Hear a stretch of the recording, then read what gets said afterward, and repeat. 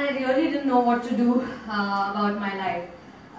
There was no money at that time, no family, no friends, and I felt completely out of place. And I remember when I did NLP, for me the biggest thing was forgiveness towards my family, towards my mom.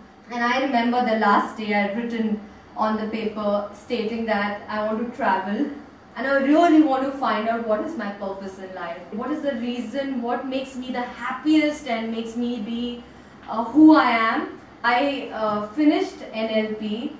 I did not realize at then what a paradigm shift I had, but after 7 days I got this opportunity to work as a host, as an anchor in Hamley's store. And at that time I couldn't even talk. I started anchoring one show after the other, and today I travel the world. I interview celebrities like Mahendra Singh Dhoni and Malaika ma'am, and it's amazing. Life's never been the same. I can't believe it's my life. It's been magical.